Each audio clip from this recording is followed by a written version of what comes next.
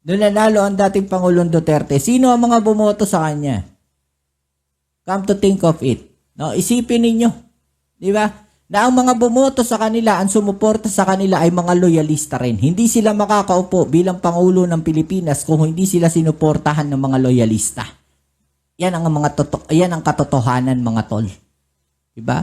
Hindi mauupo ang dating Pangulong Duterte kung hindi sila sinuportahan ng mga loyalista ng mga Marcoses. Hindi sila mananalo. Di ba? Sana napapaisip na kayo ngayon na hindi lang, kung hindi dahil sa mga loyalista, hindi rin mananalo no, ang mga Duterte sa national election. Tandaan ninyo yan. No, what if nahati yung mga loyalista at hindi naniwala sa kanila? Di ba? What if? Di ba? Dahil si Senator Amy Marcos ay inendorso rin sila. Di ba? Oh, hindi sila mananalo. Kung hindi dahil sa mga loyalista at endorsement din ng Senator Amy Marcos, nasan sila?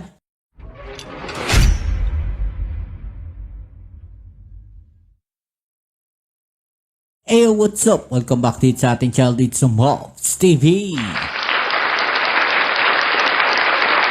Alright, so tayo nagbabalik ulit mga tol, mga babayan, at ngayon ay pag-uusapan natin ang mga balitang ating nakalap. Alright, so eto na nga mga tol, mga babayan, napakalaki po. Noon, napakalakas ng sigaw ng mga nasa kabilang parlor na magpa-drug test daw ang ating Pangulong Bongbong Marcos. Alam nyo mga tol, mga kababayan, no, ganyan-ganyan din no, ang sistema nung panahon na sila yung nakaupo sa posisyon. Diba? Pero anong sagot nila? Yung sabi nga natin no nakaraan, ang sagot nila, wala kayong karapatan. Okay? So yan din ngayon yung sagot ng ating Pangulong Bongbong Marcos at ng Malacanang. Kaya itong mga nasa kabilang parlor ay galit na galit. Gigil na gigil.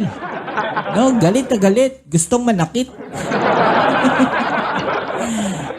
Okay, so ito ngayon mga tol. No? Actually, sinasabi nga natin, matagal na yung issue na yan. No? Matagal na yung issue na yan at matagal nang sinagot no, ng ating Pangulong Bongbong Marcos ang hamon no, ng dating Pangulong Duterte. No, paulit-ulit lang talaga siya. Ganun siguro talaga. No, wala tayong magagawa pagka tumatanda, ganun na talaga, no. Okay, etong ano na to, mga tol, dated November 22, 2021. Okay, so Global Daily Mirror to. 2021, take note, 2021 kasagsagan to ng kampanya no para sa 2022 election, mga tol. Okay? So dito, maalala natin ang dating broadcaster broadcaster pa rin ata ngayon no na si Tonying Taberna, mga tol, ay in-interview ang ating Pangulong Bongbong Marcos. Okay? At kasama nga diyan yung pagkakatanong sa kanya no tungkol nga po doon sa test no na hamon sa kanya ng dating Pangulong Duterte. No? Campaign period pa lang, pinapalabas na yan. No? Umaksyon na agad ang ating Pangulong Bongbong Marcos. Kaya sila dyan. Diba? Pero syempre, bago ang lahat, please don't forget to subscribe, like, share, at comment dyan sa comment section. At shoutout salit tayo sa mga bago natin subscribers dyan. Maraming salamat sa inyong suporta. Huwag kayong mag-alala, nababasa ko po ang inyong mga komento at shoutouts po sa inyo. At syempre, bago ang lahat, no, bago natin umpisahan to, paki-like naman ang ating video ngayon. Okay, so yung hamon po sa kanya ni dating Pangulong Duterte ay magpa-test daw po siya, no? At sinagot siya ng ating Pangulong Bongbong Marcos. At ang resulta, syempre, negative. Ayon po yan kay Pangulong Bongbong Marcos. No, kasi itong mga tao na to, mga tol, no, kahit ipailan mong paliwanagan, parang mga ano yan parang mga insekto, no, paulit-ulit, hindi nakakaintindi. Ewan ko ba, may mga ganun tao siguro talaga, no, na kahit anong gawin ninyo, pagka bulag na yan, hindi na makakaintindi yan. Na baga, parang ano yan parang kabayo, may tapao, ganun, no, isa na lang ang tingin. Ano lang yung pinaniniwalaan nila, nandun na sila, ganun na sila. Hindi sila Yung mga nasa kabilang parlor, hindi sila open-minded. Alam, sabi dito, popular broadcaster and viral blogger Tony Katonying Taberna scored the scoop after 2022 presidential aspirant Ferdinand Bongbong Marcos revealed to him that he has already taken a test and tested negative for the illegal substance, mga tol. So matagal na, no, na sinagot ng ating Pangulong Bongbong Marcos yung hamon ng mga nasa kabilang parlor. Okay. In an interview, Taberna asked the current frontrunner in presidential surveys point blank if he is willing to undergo a test following President Rodrigo Roa Duterte's revelation that an unnamed male presidential aspirant is allegedly using, yan nga, coke, mga to. Grabe, no? At yun nga, at sumagot ang ating Pangulong Bongbong Marcos dyan sa hamon na yan. At siya ay nagpa-test. No? At siya po ay nag-negative sa coke, mga to. Diba? Hindi nila ewan ko ba yung mga magaling naman sila mag-research ng mga lumang mga video, magaling naman sila mag-edit. Bakit ito hindi nila nakikita, no? Handaan ninyo kaya magulo ang bansa natin dahil dyan sa mga pagpapakalat nila ng mga fake news na magulo ang bansa natin, no? Binabalik nila yung mga lumang mga video na magulo. Diba, may mga road rage. Kaya dumadami yung road rage ngayon eh. Kagagawan din nila yan eh. Diba? Babalik nila yung mga dating road rage na video. No, yung mga tao ngayon naisip, okay lang yung road rage. No, i-video natin para sumikat tayo. O, ano nangyari? May mga buhay, mga tol, no, na naialay dyan sa mga road rage na yan. At sino mga salarin dyan? Wala tayong ibang pwedeng sisihin dyan, mga tol, sa mga gulo na nangyayari sa ating bansa. No, kundi yung mga nagpapakalat ng fake news. Kasalanan nyo yan. No? Kasalanan ninyo yan. Dahil kayo mismo ang nagpakalat ng mga fake news, ang mga misinformation ng mga videos na hindi naman nangyayari ngayon. Ibig sabihin, kinopya nyo yung video, ini-re-upload nyo, ginagawa ninyong nangyari ngayon lang mga panahon ni Pangulong Bongbong Marcos. O sabihin natin nangyari ngayon panahon ni Pangulong Bongbong Marcos, pero mga matatagal na videos na yan.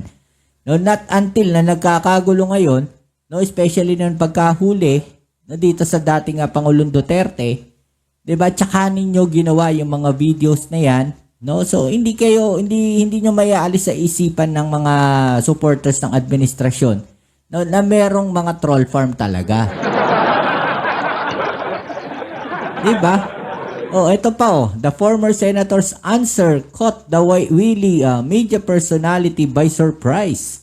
Okay, ikaw na mag-scoop, sabi daw ng ating Pangulong Bongbong Marcos. Ibibigay ko yung resulta ng coke test ko na kinuha ko kaninang umaga. So that day na may interview siya, so nasa PIDEA daw po, no, kinuha niya, no, yung resulta na yon.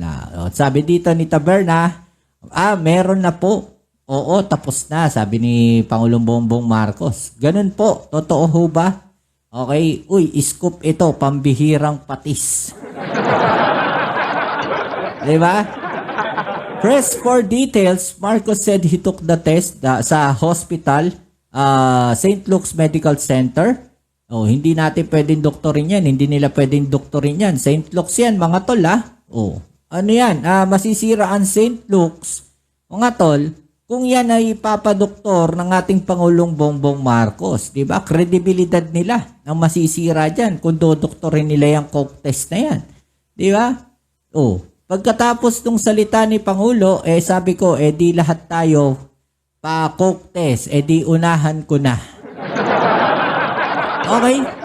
So, siya pa nauna nung panahon na yon na mayroon daw presidential na lalaking tumatakbo, no, na allegedly gumagamit daw po ng coke. Diba? Siya pa yung nauna, mga tol, mga ababayan, na nagpa-coke test. Diba? Samantalang yung iba, hindi ata nagpa-test. Anak ng patis. Okay? Oh, not contented. Hindi pa nakontento, no? Itong si Taberna, di ba? At tinanong uli ang ating Pangulong Bongbong Marcos, ano po ba ang result? Okay? So, ang sagot ng ating Pangulong Marcos, wala, syempre, negative lahat, pambihira ka. Okay? Oh, eto yan, no? In the statement, Marcos said, I really don't feel that I am the one being alluded to. Okay, so hindi daw siya, no? Hindi niya nararamdaman o hindi niya, na siya yung pinariringgan, no? Pero dahil nga daw po doon, naniniwala siya na it is my inherent duty as an aspiring of public official to assure my fellow Filipinos that I am against illegal nga daw po na droga, mga tol. No, so kaya siya gumawa ng ganong hakbang at siya ang kauna-unahang nagpa-coke test, mga tol. O, nag-negative po yun. O, sampal to sa mga Dutartards. Doon sa kabilang parlor. Diba? Ang titigas ng mukha ninyo maghamon, pero kayo ayaw nyo magpates yung Pangulo ninyo. Diba? O, nung hinamon siya, mga tol, nung panahon, no, nang nakaupo ay ang dating Pangulong Duterte, hinamon din siya ni Trillanes, no, na magpa-test ka. Pero hindi sila kumasa doon sa test na yon, mga tol. Diba, ano sabi nila? Yun din, yung sagot ng palasyo ngayon. No, wala kayong karapatang anuhin ang ating Pangulo na magpa-test o puwersahin. No, kasi kung gugustuhin niya, magpapatest siya. Kung hindi, hindi. Wala kayong magagawa. Diba? Dahil sambayan ng Pilipino ang nagluklok sa ating Pangulong Bongbong Marcos. Etong mga nasa kabilang parlor, wala kayong karapatan, no? Nahamunin ng ating Pangulong Bongbong Marcos na magpa-coke test dahil hindi lang naman kayo ang bumoto sa ating Pangulong Bongbong Marcos. No? Milyon din ng mga kababayan natin ang bumoto sa ating Pangulong Bongbong Marcos. Sabihin na natin, no, na mas mataas ang boto ni BP Sara kaysa sa ating Pangulong Bongbong Marcos. Ang tanong diyan, mga tol, gaano karami? No, gaano karami doon sa mga boto ni BP Sara, no, ang mga pro Marcos talaga, mga loyalista. 'Di ba? Ganun karami. Nung nanalo ang ating Pangulong, ang dating Pangulong Duterte, sino ang mga bumoto sa kanya? Come to think of it. No, isipin ninyo. Di ba? Na ang mga bumoto sa kanila, ang sumuporta sa kanila ay mga loyalista rin. Hindi sila makakaupo bilang Pangulo ng Pilipinas kung hindi sila sinuportahan ng mga loyalista. Yan ang katotohanan, mga tol. Di ba? Hindi mauupo ang dating Pangulong Duterte kung hindi sila sinuportahan ng mga loyalista ng mga Marcoses. Hindi sila mananalo. No, paano kung ang ibinoto, no, ng mga loyalista noong panahon na 'yon ay nasa kabila at hindi sila? No, mananalo ba sila bilang presidente? 'Di ba? Maraming tumakbo, no, na mayor noong panahon noon, no, na hindi nanalo bilang pangulo ng Pilipinas dahil wala naman silang suporta sa ibang mula sa mga malalaking supporters talaga. Si Mayor Lim, nanalo ba? Kilalang mayor yan ng Manila. Nanalo ba? Hindi. Diba? O, si Bayani, nanalo ba? Mayor ng Marikina yan. Nanalo ba siya nung tumakbo siya? Hindi rin. Diba? Si Isko Moreno, nanalo ba? Kilala rin niya na mayor. Hindi rin siya nanalo. Diba? Yun yung sinasabi ko sa inyo. Diba? Sana napapaisip na kayo ngayon na hindi lang, kung hindi dahil sa mga loyalista, hindi rin mananalo, no, ang mga Duterte sa national election. Tandaan ninyo yan. No, what if nahati yung mga loyalista at hindi naniwala sa kanila? Di ba? What if? Di ba? Dahil si Senator Amy Marcos ay inendorso rin sila. Di ba? Oh, hindi sila mananalo. Kung hindi dahil sa mga loyalista at endorsement din ng Senator Amy Marcos, nasan sila? Ngayon, binibira nyo si Senator Amy Marcos. Ay, balik natin yung tanong. Ibalik natin yung tanong doon sa mga sa mga nasa kabilang parlor, diyan sa mga DDS na yan. Nasaan ang utang na loob nyo kay Senator Amy Marcos? Harry Roque, ikaw, hindi ka mauupo na spokesperson kung wala ang mga Duterte. No, at siguro hindi ka rin nagtatago ngayon. Wala ka sa ibang bansa ngayon kung hindi nangyari yun, di ba? Yun yung sinasabi natin. Logic. Di ba? Simpleng logic lang mga tol. No, kung inabot nyo tong video na to, simpleng logic lang yung sinasabi natin dito na hindi sila mananalo ang mga Duterte no, sa national election kung hindi yan sinuportahan ng mga loyalista ng mga Marcoses. Yun po ang katotohanan dyan mga tol. Okay, yun ang katotohanan dyan. Dahil kung ang sinuportahan no, na itong mga loyalista ng mga Marcos ay yun nasa kabila, malamang hindi kayo mananalo. Yung dating Pangulong Duterte, hindi yan mananalo bilang presidente no, ng Pilipinas. Tandaan nyo yan mga tol. No? Pag-isip-isipan nyo rin, no? Isipin nyo maigi. Okay? So yan, muli maraming salamat sa lahat ng mga patuloy na kasuporta dito sa ating channel. Kita-its tayo sa ating next video upload. Ito muli ang inyong Kuya Mobs, it's Mobs TV. Peace. I'm out.